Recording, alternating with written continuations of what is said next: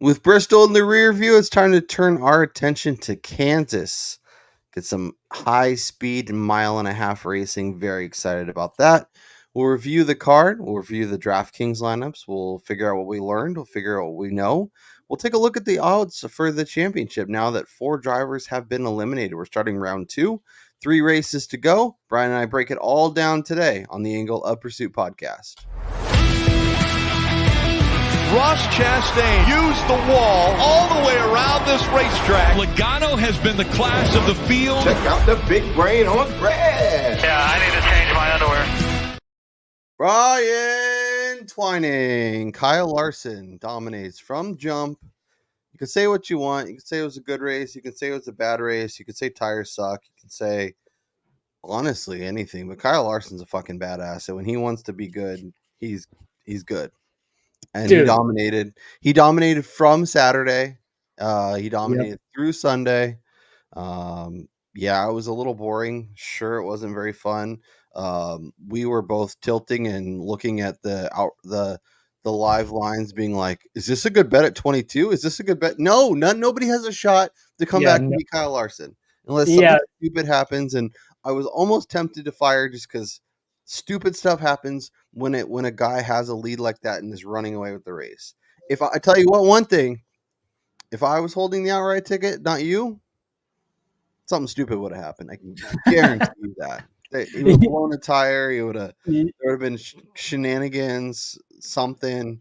But yeah, we had a good week on the betting card. DraftKings was up and down, but I guess back from Vegas, how you feeling? How's that Kyle Larson win treating you?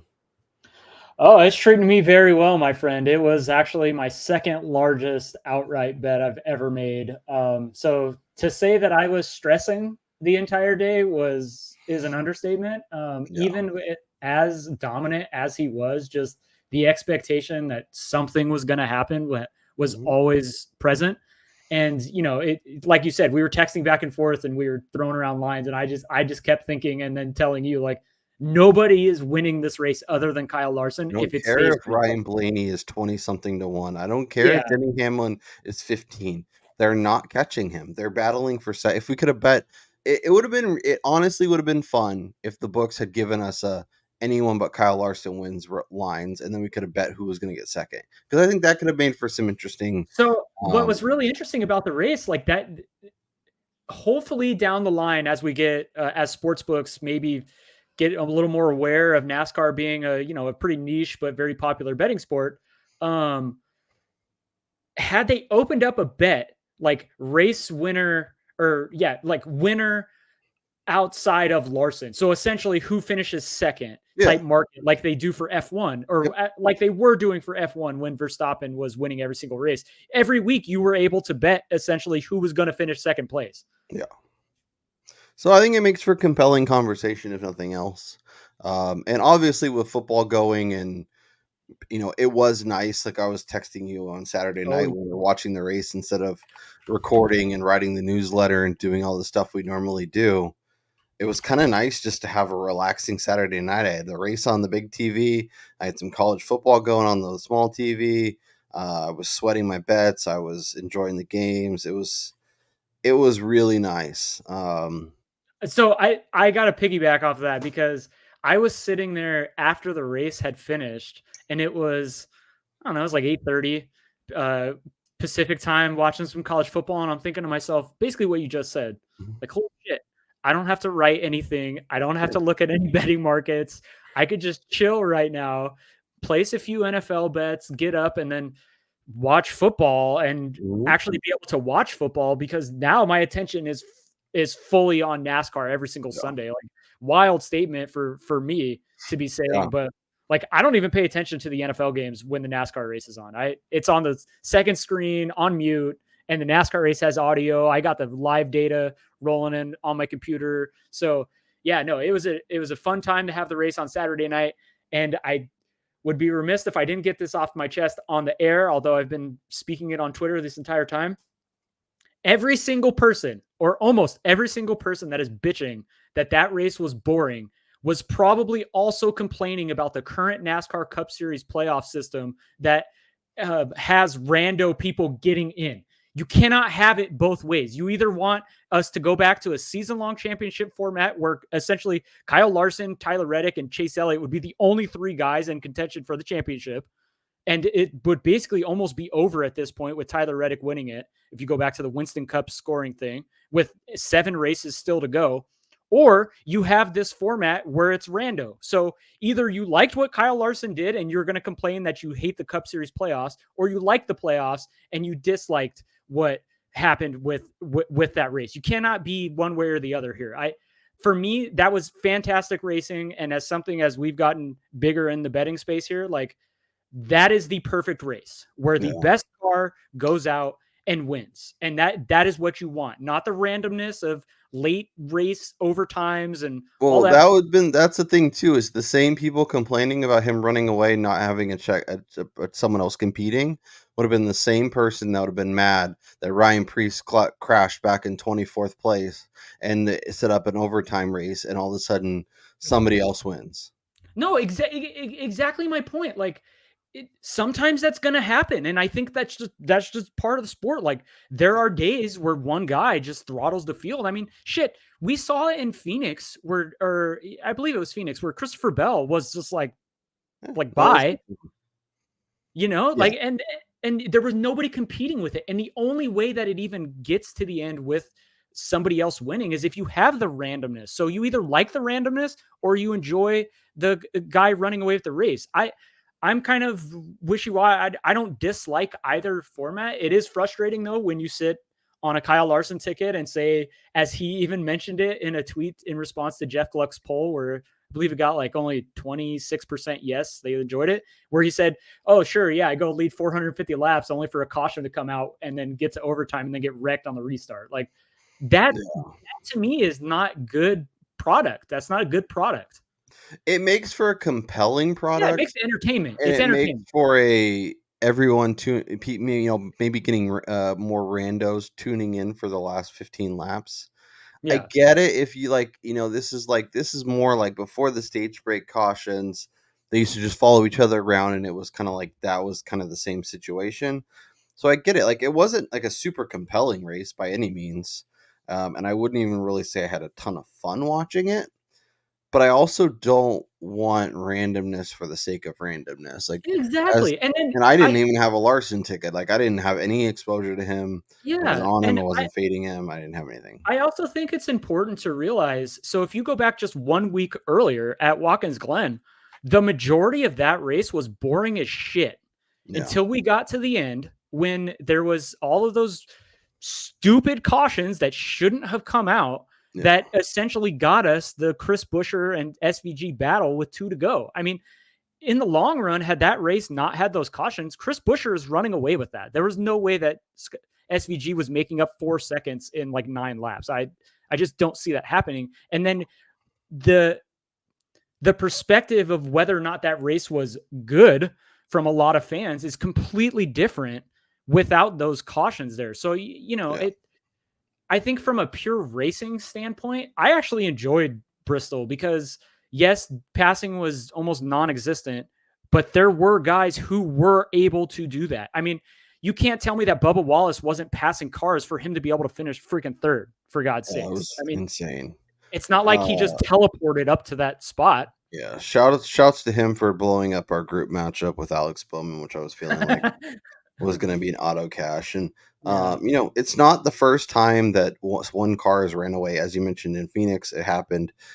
If Ryan Blaney doesn't run out of gas in Indy, he wins. Exactly. Oh yeah. So I don't know. It was whatever.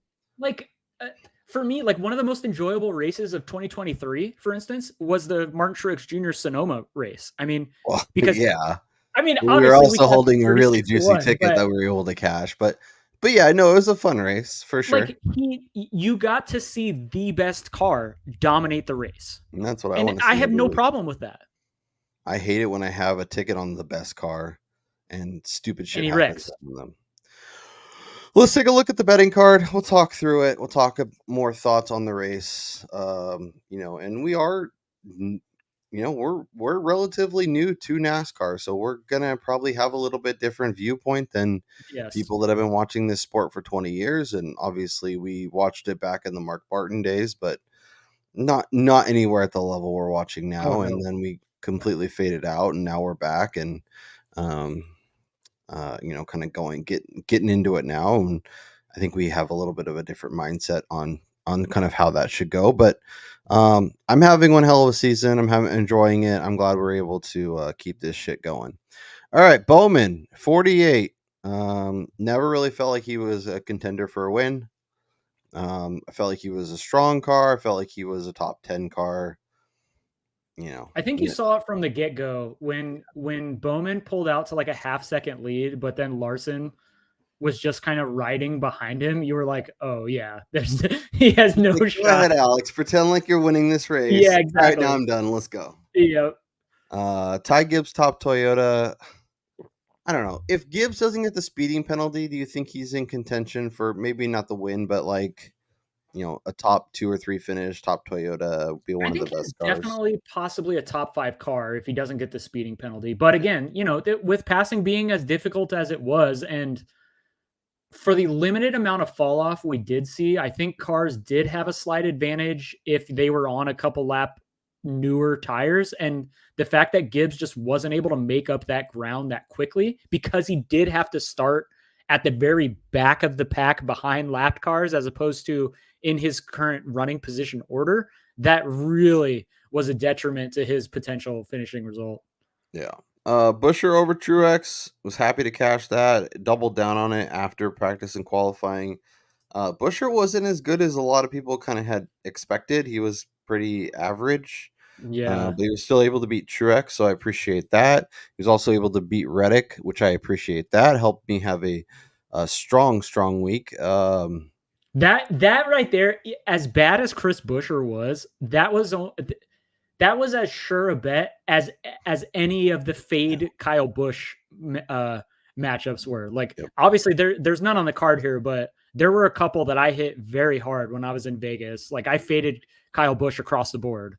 Yeah, I faded And him with Chase Briscoe and cashed that one. yeah, like that was a money bet right there because Kyle Busch's season is completely in the tank. Yeah, but Bush and Truex are both ready to go fishing and get home and spend time with family and not dick around with this sport anymore.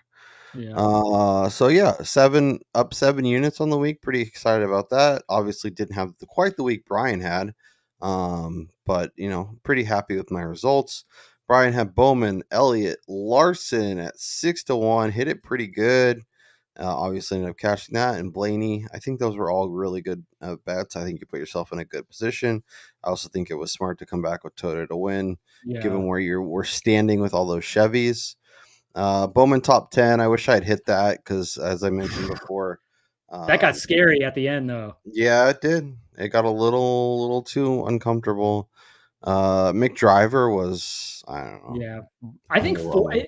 so I did want to hit on that real quick. Ford really missed the setup this week. I feel like a lot of them came, as Brad Keselowski had said, with the high tire wear setup to their cars, which after practice, they just weren't able to go back on the adjustments. And so they had to ride around, and a lot of them just didn't perform well. And with the only one really being Chase Briscoe, probably simply because of the track position he had built in after qualifying.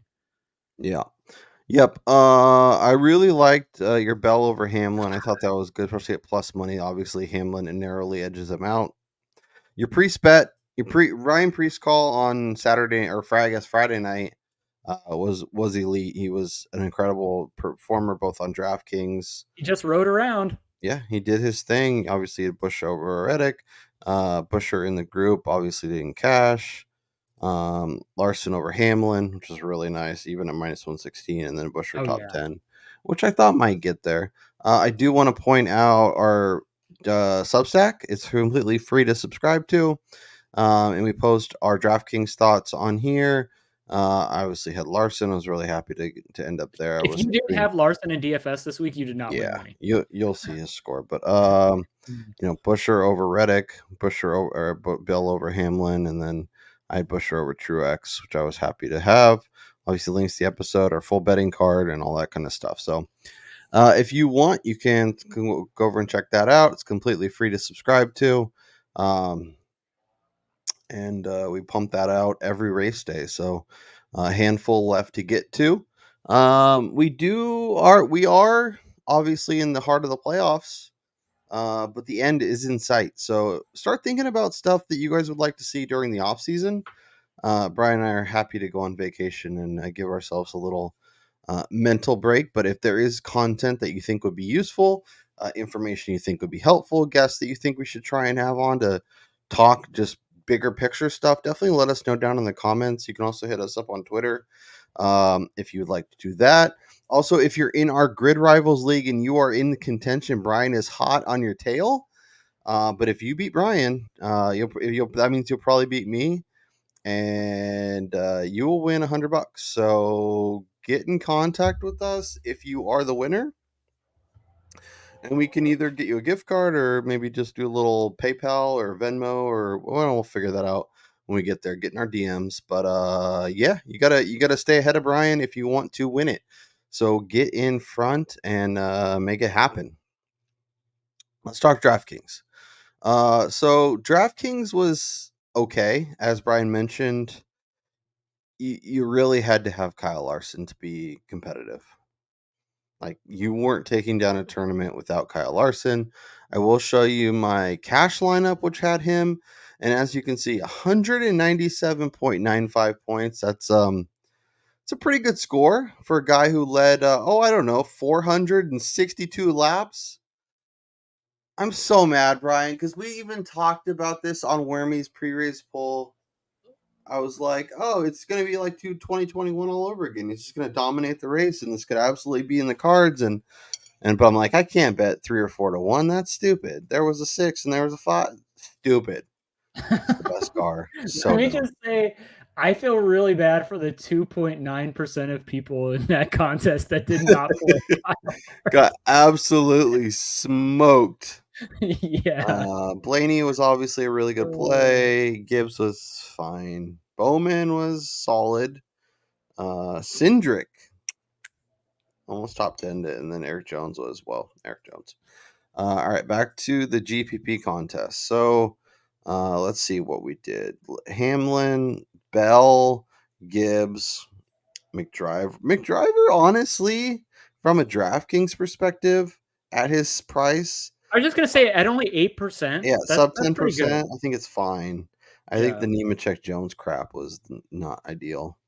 Yeah. Obviously, Larson here put up a big score, but wasn't good enough when the Gilliland's getting us less than 6 points. Haley was underwhelming, and then you get on kind of the Gibbs and the Blaney chalk, and Busher was underwhelming.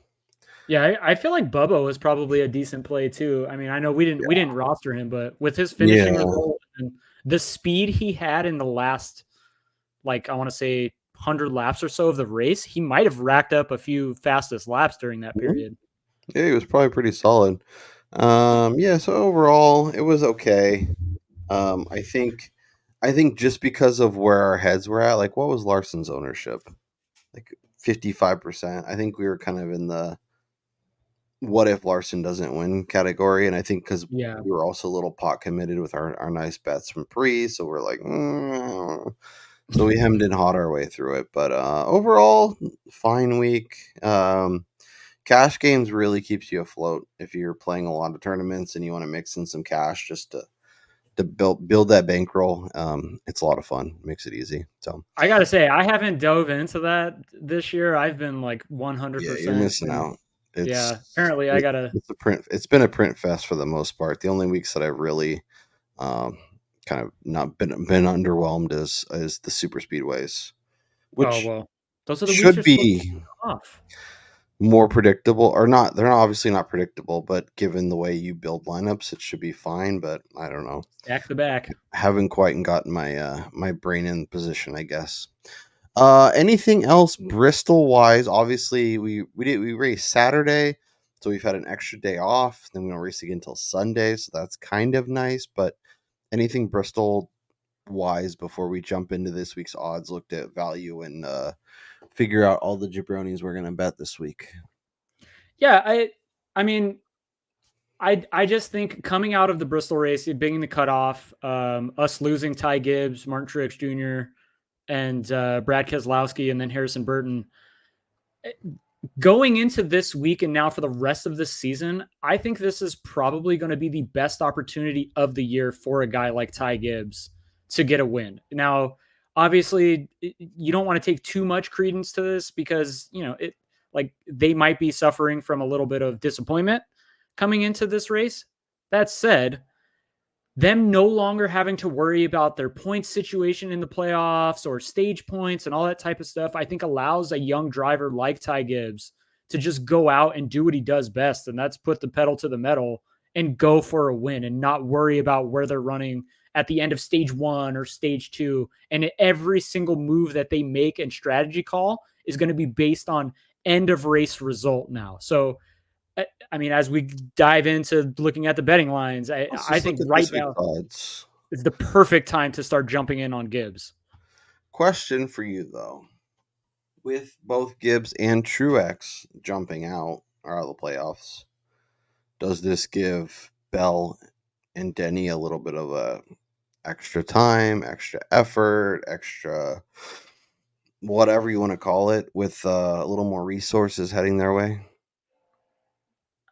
I mean, I definitely think that there's some truth to that, but when you think about how big and how strong a team like JGR is, I really don't think it's going to affect their other two drivers. And also, too, I think there's something to be said about the fact that Martin Truex Jr. is retiring. So, I mean, that almost eliminates that entire team's efforts going towards the 19, and they can push everything towards their young up-and-comer in Ty Gibbs and the two current playoff drivers. I will say credit to Chase Briscoe, who's been pretty good the last couple weeks, performing a lot better and kind of maybe showing that there's a little bit of reason why the 19 is going to be his next year. I'm a little too optimistic and kind of scared what I'm going to do next season with him in the 19, and how often I bet him, considering what I've been betting him in the SHR rides. But also curious to see what books do with his number, if they move it quickly or if they are a little less fast to react. So Kyle Larson, back-to-back favorite, plus 450. Hamlin 650. Reddick 750. Betting anyone inside 10 to 1? No. I think the best example of this was Bristol last week. Larson opened at 6 in some places. I think I saw some people say they got 7, which is ridiculous, simply because Denny was the favorite going into the week. But post-practice, Larson opened up as 4-1, 4.5, I think was his original opener at one book, and got bet down to like 3.5 in some places. So if he pulls it, what's he going to be? 3.5? And then, I don't mind hitting He'll probably that. be 4-1 if like anybody else looks halfway decent. And then, exactly. So you can wait on him. Denny, 6.5 is not a bad number for a track that Denny has probably been the best at. My question is, do you think we get an opportunity like you took advantage of last week, where we find a Denny versus Larson matchup and we pound Denny and come back and figure it out on race day or closer to race day? I mean, obviously, you're going to have to wait for books to open, because I mean, as of right now, of us recording Tuesday morning, still for out here on the West Coast, there's not a lot of matchups posted. But I do think there's a possibility that these lines could open up with Larson as a decent favorite over Denny. Yeah. And then I think that's how you hedge. You basically bet Denny over Larson, hoping Denny actually qualifies better. And then you could bet then Larson to win the race, essentially, because I think these two guys are the clear favorites going into this weekend. I mean, when you look at other books, for instance, Kyle Larson is at BetMGM plus 250 to win the Hollywood Casino 400 before practice and qualifying. Yeah, I mean, given what he's done this year at the 1.5 miles, Kansas won, Vegas, Darlington twice, 2 wins on 4 races. Seems good. Yeah, oh. And speaking of that, I did find it, Brian. Look, yeah, I did. Yeah, Hamlin is plus 120 against Larson right now at BetMGM, which I think is an auto bet just based on both of these guys' strengths on this type of track. This matchup should never be anything but minus 110 both ways or minus 115 both ways out of Kansas or Vegas. Cards already getting filled up, and people don't even know what's coming their way. Let's talk the next range. So Bell at 11, Byron at 14, Blaney at 15, Elliott 16, Busher 19. Then we get into the 20 to 1 and longer. So of this kind of double digits before we get to 20, I ask you again, are you betting anybody? So I think Bell's really intriguing. Okay. Anything longer than 10 on him, I think is really good because if he does go out and qualify, Open where you can get 9. Let's see. I think does DraftKings have odds? I don't think so. No, yeah, I think they did drop their odds. Oh, wow, look at you, DraftKings. I see you. Yeah, he's 11 there as well. Yeah. So yeah, anything north of 10 is pretty intriguing. William Byron, like I was thinking I would want to be in, but he just hasn't been great at mile and a halfs in general. Like, is there value there, or am I just like forcing something that doesn't exist? I'm almost in a spot with him where I kind of want to see them perform on a Sunday before I get back in and back them, because there was some interest on my side prior to us going green on Saturday night when I think he was 13 to 1 at one point pre-race at FanDuel. I almost fired on that, but I refrained, just stuck to my guns with Kyle Larson ticket and thought there's no way. And yeah, I mean, he faded like a rock in that race, and that was at a track where we didn't have tire wear. Now we're going to a high-speed intermediate where tire wear is a bit of a concern here in terms of all the 1.5s. Like this race is slightly different than like Las Vegas, for instance. And so when you look at the speed rankings, like William Byron was trash here in the spring. So, you know, I can't get there with him this week. Now, if he does go out and win the race, it's not going to surprise me, but then I would much rather be on the sidelines for that with so many unknowns with him, and then come back to the well at more of his stronger tracks a little bit later into the playoffs. Like we got the Roval coming up where he's been decent at as well. Yeah, I mean, worst case scenario, he goes out and looks incredible in practice and looks like the car to beat. And what is he, 8.5 or 9? Like I'm fine exactly. buying at that point.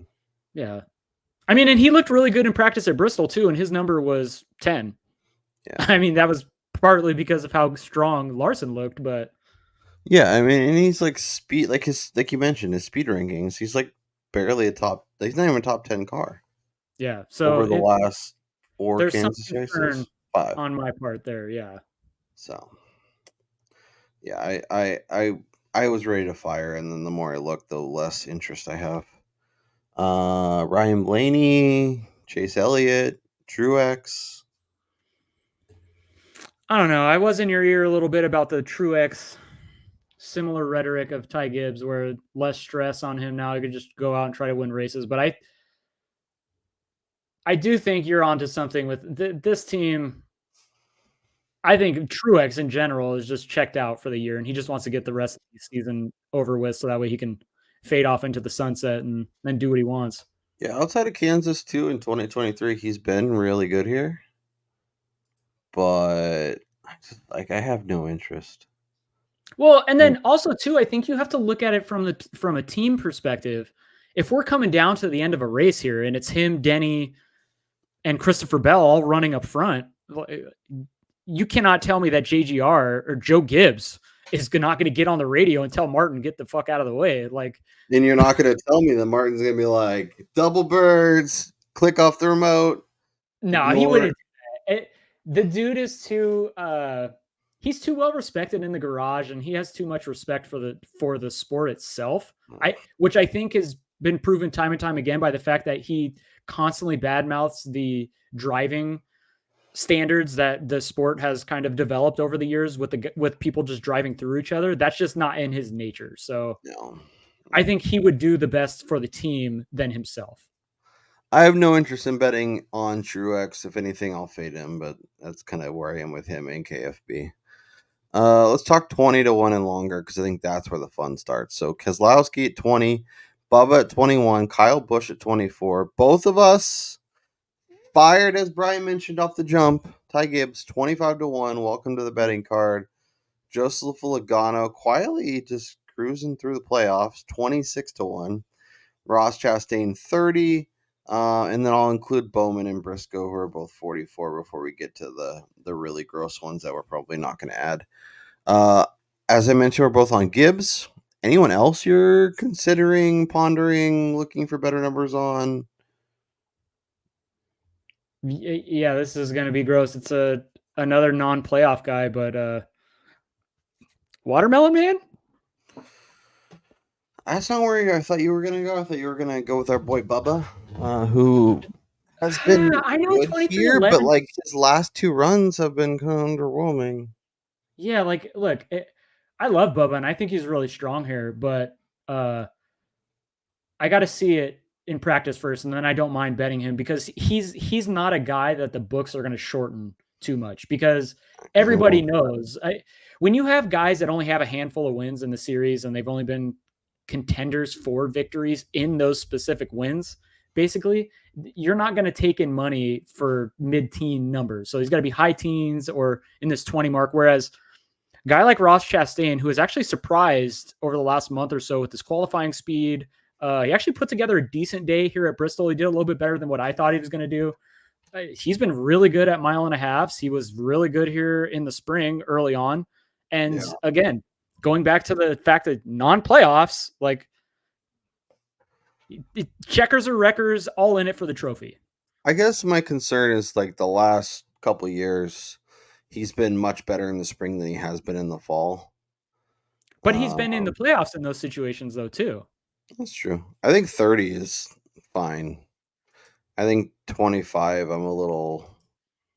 Okay.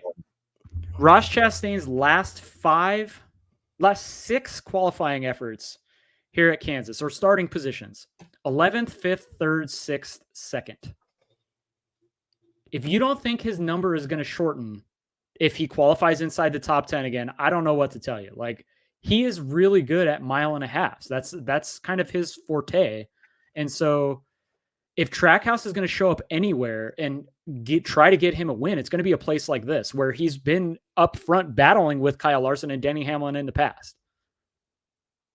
Yeah. And I think there's a legit possibility that if he goes out there and he looks like a top 5 car in practice, he's in that Bubba kind of like 16 to 18 range at the shortest number and maybe 20, 22 at its longest. So you're getting a decent CLV here on a guy who does have the ability to win. I mean, we've seen it before. I know the team is kind of on the downswing, but yeah, we're really good at hunting that CLV. The problem is exactly. It doesn't mean shit. Can we cash it on Sunday? Yeah, it doesn't mean shit if it doesn't cash.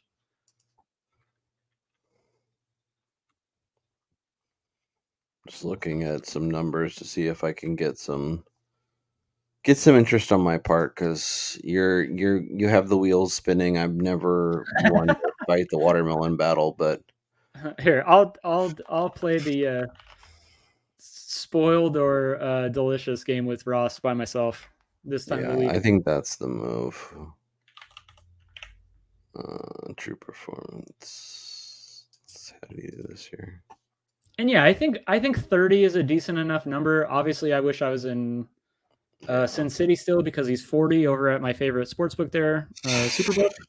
Yeah, crazy. I would be on all over that. I would be betting 40. 40 I would be in on. Yeah, like he's true performance wise, he's like a top 10 guy. He's not a top 5 guy. I don't know. But he has this ceiling though. That's it. Like if you gave me the option of betting a Ross Chastain at 30 or say like a Chase Elliott at 12, like give me Chastain because their ceilings are similar. And I actually have Chastain at 30 over Bubba at 20 or 18. Yeah, even that too. Just because I think they both have the ability to win. Give me the $10 of value. Yeah, I mean, Because Ty Gibbs is yet to win a race. Ross Chastain has won multiple races. Maybe that's the bet.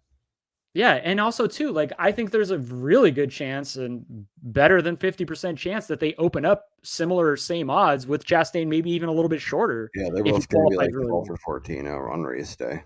Yeah, If you so like Chastain, grab it now. And we've seen him win in the playoffs when he wasn't a playoff driver. So exactly. interesting. You got the wheels spinning, and it's just watermelons going around on a merry-go-round. And it's still watermelon season out by us. So Yeah. like it might be fall officially, but watermelon season doesn't really end until about November here in California.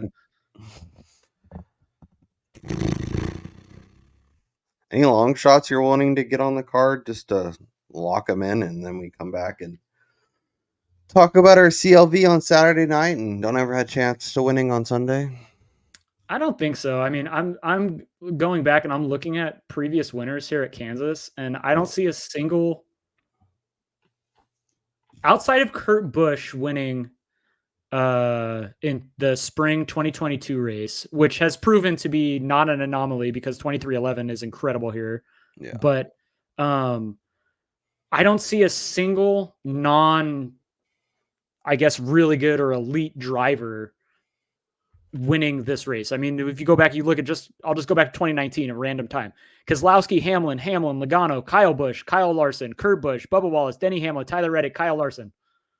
The only rando names there are the 2311 guys of Kurt Busch and Bubba Wallace, which was backed up by Tyler Reddick winning last fall in terms of just that team being elite here. And the fact that they have Denny Hamlin, who's won this race 3 times over that stretch as their owner.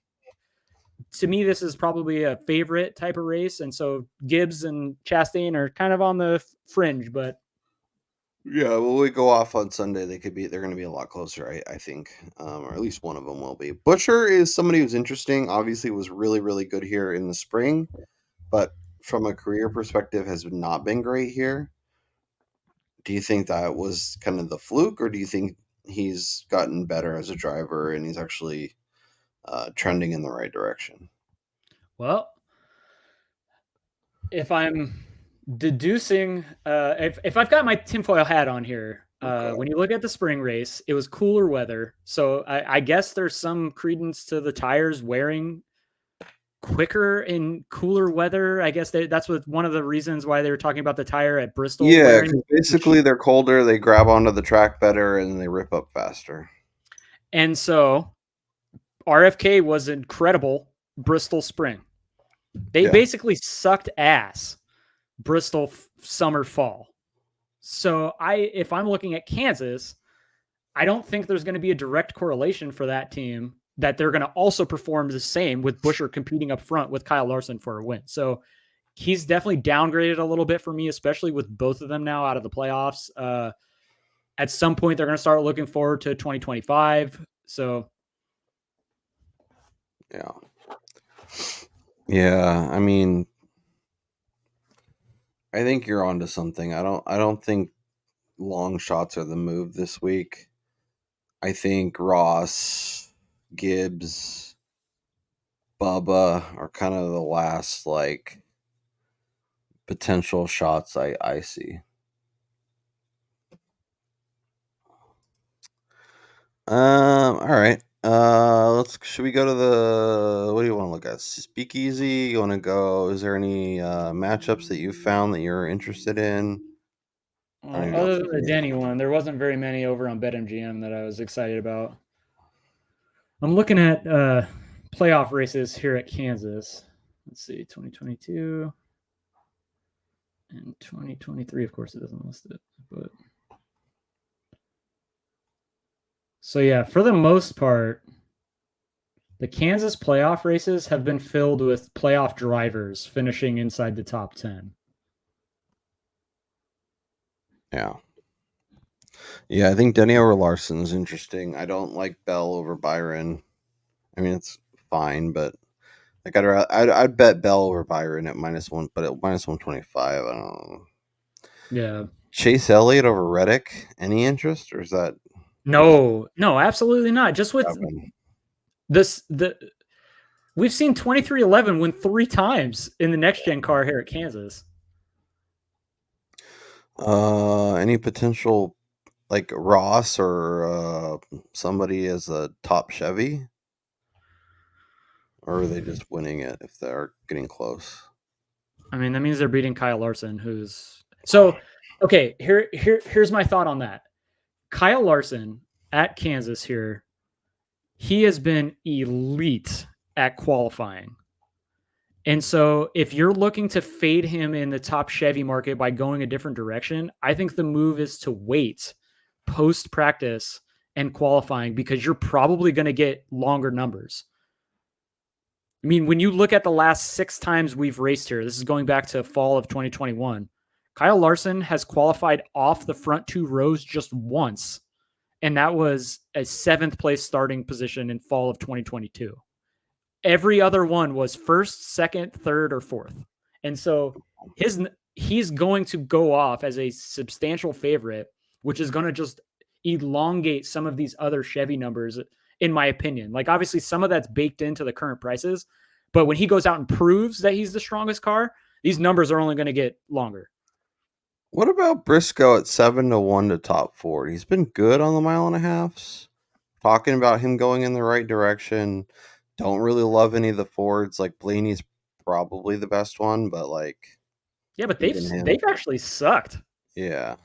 Like RFK, obviously, we'll see what they do. Like Busher would be interesting, I think, to me, but plus 275 is just way too short.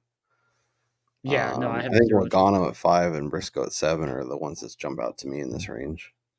Yeah, Logano I worry about just from I just don't know what to take. Like, if he qualifies well, he's probably going to suck in the race, and then if he qualifies mediocre, he's probably going to strategize his way into a decent finish. That's just kind of where they are. And then from Briscoe's point, the next gen car's best finish is 13th. He's really been a 20th place car in that Yeah. span. I did see some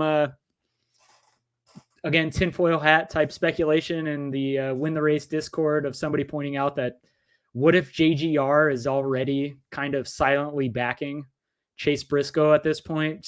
I mean, with SHR basically going away, a lot of the team outside of his individual race team already looking for other jobs, doing all that stuff. So JGR maybe stepping in and pushing their eventual driver of the 19 to secure better sponsorship money. Like, I'm sure there's some of this goes on behind the scenes. And the fact that he was able to do what he did last week, I think it makes sense. I think it makes a lot I think of a Briscoe top 10 would be the play then this week. And then also in the top Ford market, if you could get like double digits, I don't hate that. Yeah. Just as like a dart throw. Yeah. I mean, because as a guy who loves the TV show Ancient Aliens, like, I'm all in for the conspiracy theories. Not that I believe them, but what if you did? yeah, exactly. Like, what if it's real? That's all I got to say. What if it's real? I'm not saying that I don't, but I don't. All right. Anything else we should take a peek at, or you want to make sure we hit on before we're going to look at some championship odds to see if there's any value before we get out of here? Ooh, Bet365 has matchups. Of course they do. And there's one I'm continuing. Ooh, I don't know if I could do that though. Bowman minus Gregson plus 120. We were betting the crap out of him, but like, I don't know. No, it's a Kyle Busch fade again versus Bubba Wallace. That's free money every week. Yeah, I just don't see the reasoning that Kyle Busch should be even close to anybody in a matchup. I'm a little scared, Brian. We're on far too many of the same bets, and I don't love it. I mean, but maybe that just means that's the side that you got to be leaning, or Yeah.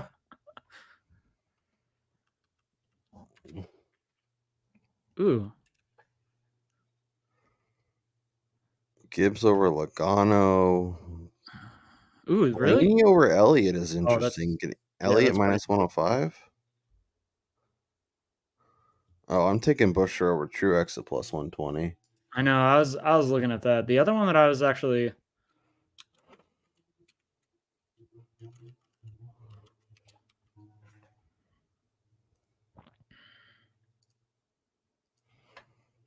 yeah, I'm doing it. F it. Tyler Reddick plus 130 against Kyle Larson. The hope is that Reddick can unload with speed.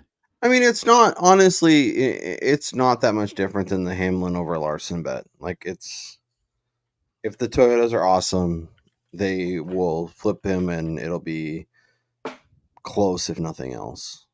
Yeah, and two, like obviously, I'll find a way to hedge him basically with a Kyle Larson like top 5, top Chevy type of bet too. Yeah, Kyle Larson top 5. I can almost guarantee you is going on the card. I just got to figure out what the price I can get it at is. Yeah. It does Ooh, I actually think too. minus 200. Gee, many Christmas. That's ridiculous. It will not be going on the card if the best price I can find is minus 200. Can guarantee you that. Yeah, that's not good. Minus 200. Yeah, no, it looks like me and everybody else is lining up to bet that. So I will not be betting that. Yeah, minus 170. Plus 110 to top 3. Ooh, something else to consider this week. Okay, on Bet365 matchup Eric Jones versus Justin Haley. Oh, yeah. Yes, Haley is jumping in. Haley's jumping into the Spire number 7. Okay. And when you look at their speeds this year at these mile and a halves, outside of hold on, where is this? Yeah. Outside of Michigan and Las Vegas, they've been atrocious. Whereas Eric Jones just kind of does his thing. He's around a 20th, 22nd place car in those races. He's in a Toyota, which has notoriously been really good here. Traditionally at Kansas, they've been probably the best manufacturer as a whole. And yes, I'd probably say Haley might be a little bit better than Eric Jones, or maybe they're similar, but you can't tell me that making this jump is not going to be it's not going to create a slight disadvantage for Haley in his first race with a new team, having essentially 5 days to prepare in a new car. Did Eric Jones not run Kansas 1? Was that during his back injury time? Yeah, I believe so.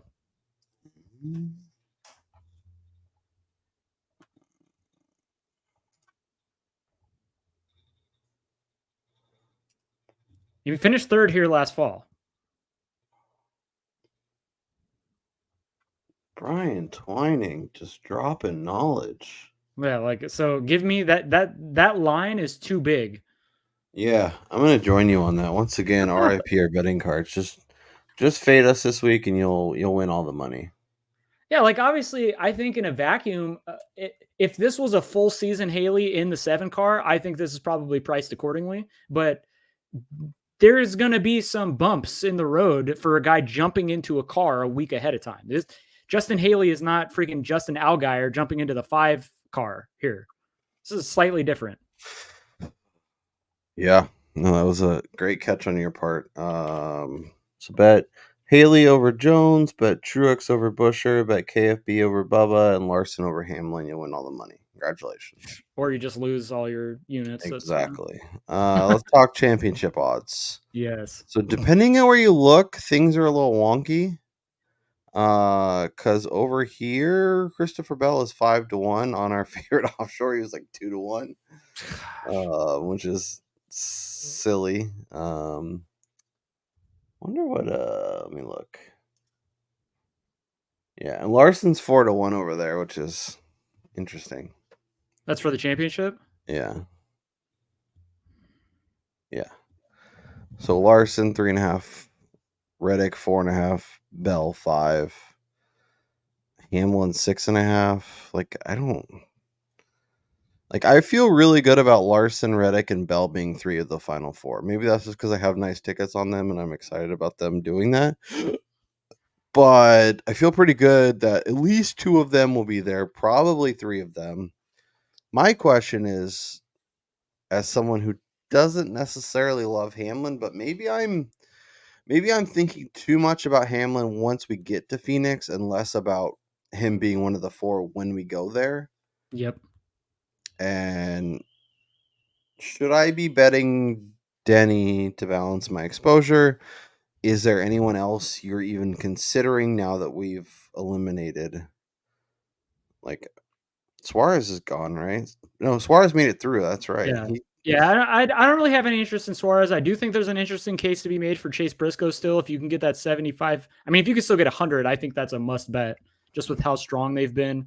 On Denny's point, I think the argument you would need to have with yourself is what would you rather do? Bet it now and then risk him wrecking here at Kansas with Talladega and the Charlotte Roval on deck, or wait for him to potentially win this race and then bet it at plus 400 or plus 450.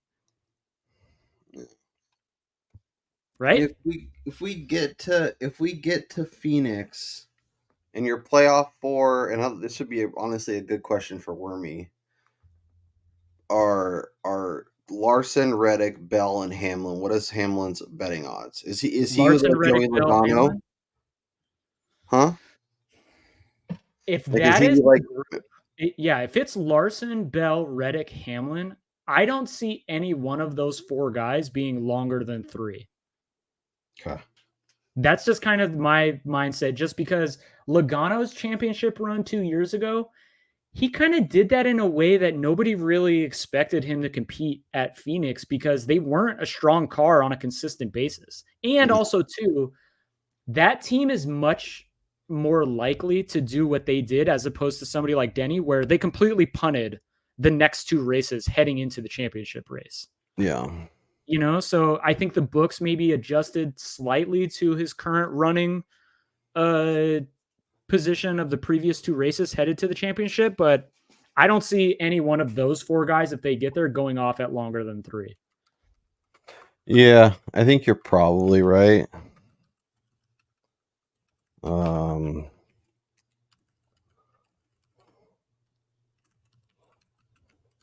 Sorry, I'm trying to type in and talk at the same time, and I'm doing mostly neither. All right, so yeah, there's our offshore has Briscoe at 80, which I don't know. He's not winning. Like, could he win this week? Like, I feel like Talladega is the place where he wins, and I feel like if I wait a week, maybe I can get that 100. Yeah, I can see that. But again, if you believe in the tinfoil hat theory and he's got JGR backing at this moment, we know that the Toyotas are probably the best, or they have been at Kansas, or just a mile and a half in general. They've all been extremely fast. So, Yeah, you're right. Okay, let's review the card. Let's give the people our thoughts on where we're at right now. Anyone else we're considering, and get out of here. As always, we'll be back. We'll record on Saturday night ish, probably, and then back in your feed early Sunday morning. Appreciate everyone who's been riding with us all season. I know football's back and taking a lot of attention from a lot of people. So those of you that have hung around and are still mixing us into your content rotation, we greatly appreciate all that you do for this show. Got us over 1,000 subs this year. Big milestone on our part. We're very happy to have you. Tyrone Gibbs, my only outright at 25-1. Hamlin over Larson, Wallace over KFB, Buescher over Truex, and Eric Jones over the Spire 7 is my card as it sits. Brian has Gibbs and Chastain. He also has Wallace over Martin Truex, Chris Buescher, and Brad Keselowski at 3-1, which honestly don't hate. Hamlin over Larson, Wallace over Busch, Reddick over Larson, and Jones over Haley. Any thoughts on those matchups specifically, Brian? Is there one that stands out above the rest? I know you have your unit allocation, but most of them are plus money that are your are lower. So do you have a favorite, or are they all kind of just really compelling and you're just grabbing value at this point? Well, I think the plus money ones are definitely value grabs that I think can happen, but the Wallace over Kyle Busch, I just don't see a world where the current state of of RCR and Kyle Busch's race team, how can you bet for him and not want to fade him at this moment? Yeah. Especially when he's going up against a guy in Bubba Wallace who's coming off of a career best finish at a track that nobody would sit here and try to tell you, oh yeah, Bubba Wallace is a top 3 contender. And so, especially with them not being in the playoffs and him still putting together these types of performances, I think really goes to it's a testament to the 23 teams and Bubba's transformation as a racer, and really proving that now that the contract is signed, he's been extended with 2311. The supposed rumors of them maybe having second thoughts of him being in that ride are all but not. And so look, if Bubba goes out here and finishes the year and just throws together like 7 straight top 10s, I would not be surprised. Obviously with the road courses, I would be a little surprised, but I think he can be really strong to close the season out. So I'm going to want to back him, especially in a matchup with a guy, Kyle Busch, who is just not having fun right now. No, if you've been fading Kyle Busch and Martin Truex the last month and a half or so, you up a sizable bankroll at this point. That is Brian Twining. I'm Kyle Robert. Appreciate everyone who made it this far. Please click subscribe if you've yet to do that and you're still watching. Could mash that thumbs up. Let us know down in the comments who you are interested in betting from an outright perspective. As I mentioned, we'll be back Saturday night recording all this stuff for y'all in your feed Sunday morning. So if you subscribe, turn on the notifications, you know when that goes live. Also subscribe to the Substack, completely free, extra content, extra thoughts. If you want other stuff in there, just holler. That's Brian Twining. I'm Kyle Robert. We'll talk to you next time.